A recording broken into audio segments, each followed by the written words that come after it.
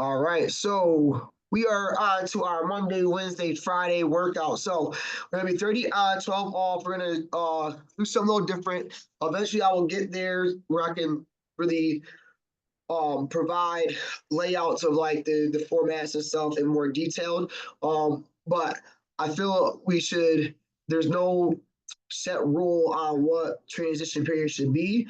So the more transition time you got, the better, especially when there's lower time on the clock. So instead of going for that 10-second time frame, I want to start moving up to 12 seconds and 15. So anywhere from 12 to 15 will be that transition period time. Unless we're doing like a complex Phoenix or a complex Hurricane, since you're in that one spot, a 10-second transition is fine, right? But as you're moving around the room in a rotation, having that couple extra seconds could be a huge help for people to get to their station and get ready and set. So we're gonna try the 30-12. So you might want to do a little faster warm up. This is kind of get the feeling down of how long it will take to do the demos and how much time, and that's gonna really fit well in that 50 minute class. You know, I know 30 seconds 4 times around usually runs a longer time frame within the session. So add that extra 2 seconds to make it even longer. So just go with a faster warm up, get into demonstrations, and then rock it out. So exercise 1, or wherever your dumbbells are at, this is gonna be your cross body side lunge, single leg overhead press. With 30 seconds, you're gonna see a lot more unilateral work. Just run around 4 times around the room and hit both sides twice. So there's no need to try to switch up halfway in the last set or even during that 30 seconds. Just stay on that same side for that maximum burn. So you have your cross body side lunge with single leg overhead press. Very important on the side lunge. Some people want to flare their toes out. We want to focus on keeping your toes straight. Weight your heels, drive your hips back. So I call it the no flat a money sign. You want to push that butt back and then drive up through your heels on the way up to get that glute activation, activating the hammies, glutes on that side lunge. Now you can add that balance challenge by bringing the hips to the waistline and go to that press, bicep to air, back down in control. So working on some stability on this one, a lot of focus. So it can be a what's your focus station. Battle ropes, jump forward slams, jump backwards slams. All right. So aiming point, right? So in engagement, things you can do here is have your hands up so they can aim to get that rope up. Also is a good way to help them keep their torso tall. So when they're doing their torso upright, so when they're doing a slam, they're not leaning forward or hinging forward. You want to make sure their focus is at the anchor point or on you to get the rope up. And when they're slamming down this way, squat, not a bend. So power, pace, on this movement.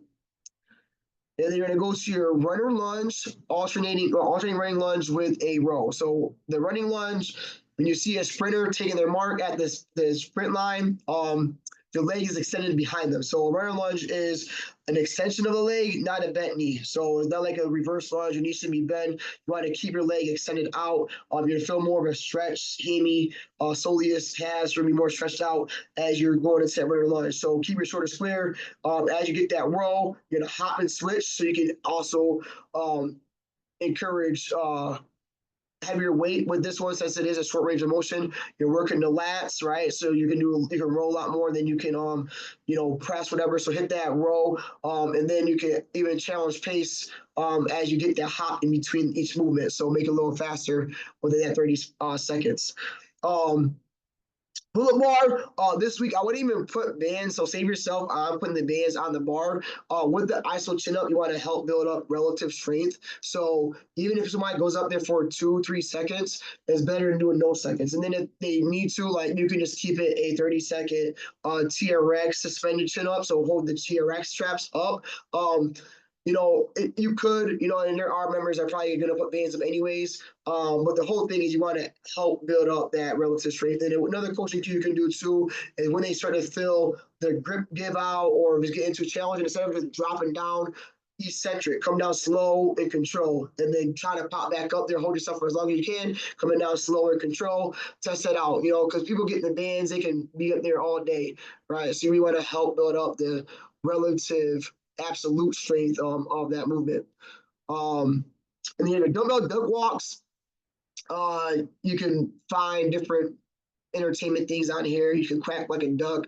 We always say Aflac, ass back when you know walking back with the Aflac duck.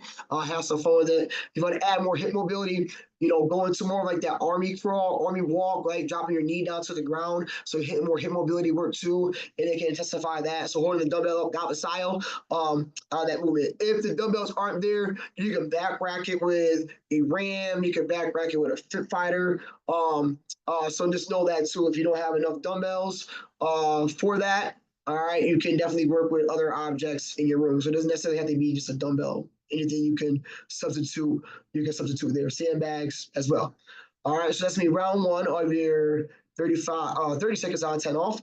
Then we're gonna go into the Zane curl. We're here to pump you up. You get your best Arnold impression on this one.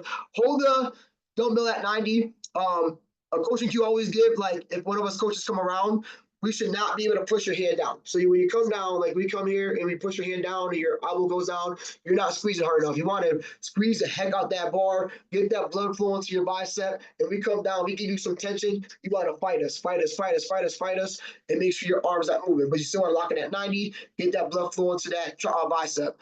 The down hand, the lay that is down, that's it. Arm that's gonna be curling, full range of motion. Okay, if you're getting their back into it, the weight is too heavy, and they're not gonna get the back bicep activation like they should. They're gonna be getting shoulder work in there, and it's not what they should do. So lighten the load, lighten the load.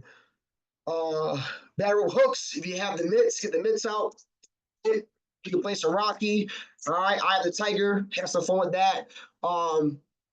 As a hook. So the hooks are alternating. We're going to stay on that same side, right? Your dominant side is, so if you're a right hand puncher, right, your right leg should be behind you. So the power comes from that right hip. So you want to stagger that foot behind, get that rotation as you get the hook. And then you switch it up, left leg behind you, left hook, right? And then you can get your mitts out, give them an aiming point, have some fun with that too as you engage.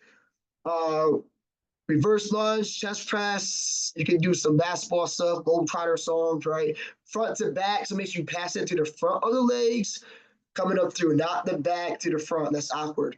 Pull up, bar, dead hang, knee raise. So a good way to open up your shoulders. So people that have issues with shoulder, really good to hold yourself at a dead hang to open up the shoulders, all right? You can even retract the shoulder blades on this one as you come together. That's going to open up, right? Open up the lats. Working grip, obviously getting the core. Now, if they last 10 seconds up there, have the plyo boxes close by, they can drop down and do a knee raise on the plyo box, okay? So, again, you don't need to have the bands up this week unless members put them up themselves, right? So just save yourself that. And then we're gonna go to our RDL. So your RDL is two dumbbells, twerk it out, you know, hinging. This is a hinging motion, not a what was he called it? A squat hinge. A squinge. No, you're not squishing here, we're hinging here, all right? So RDL, only aim, knee level, shin level, all right? Don't need to go to your ankles. So RDL, you want to end at the knees, the shins, and pop back up, okay? So don't need to go down, because you see with the, especially with the dumbbells, they go down towards the ankles, you're going to definitely round their back. You want to avoid that. Keep a neutral spine when you're doing that bend. And then for our finisher, we're going to go into a core superset. It's going to be 20-20 on, 10 off. So you're going to be in a supine, a side plank, and then a prone position, okay? So you have your 6-inch hold for that 20 seconds, 3, 2, 1, right into your core pulses. Now, you're going to have a 10 seconds transition to the side plank, side crunch. And then if you need to speed this up, you can definitely do a show and go within that 10 seconds, especially because maybe, you know, as you go into it, okay, this is our finisher, we're doing our core superset. I'm going to show you the first exercise, the first 2 movements, and then I'll show you the rest within that transition period. So, you know, you have your 6-inch hold, not on the floor, use the elevated surface. From there to go into your core pulses, drive that belly button to your spine. All right, get up, 3, 2, 1, get them into it, and then the side plank's gonna be really easy, right? Get it down, all right? We have your side plank, side crunch. You can sag your feet, use a wall, use a box, side crunch for that first 20. Second 20, turn around, hit the other side. 3, 2, 1, yeah, that 10 seconds transition. The pulse, plank pulse, right? You can just show it with them and do it with them. You're just gonna tilt, pelvic tilt, release, tilt, release, tilt, release. On that, well, plank first, and then you're gonna do that contraction for that second 20. Last set, best set, do it over again, right? So if you wanna take away from having to demonstrate all of it at one time and waste time, or especially if you're see that with the 12 seconds added there is taking you to like the end of the class, maybe do more like a show and go with this one. All right. If you need a 6 stations, it was nice that you guys do. If you don't need it, it's absolutely fine. You don't need to use it. So you have your pulsate leg lifts. Going on that Bosu ball. You can progress this one by adding a dumbbell to the feet. And you have your 3-point core tucks. So high planking on that. Keep your butt low as you hop your legs in, out, getting 3 points of contact. And that is your Monday, Wednesday, Friday workouts for week 46.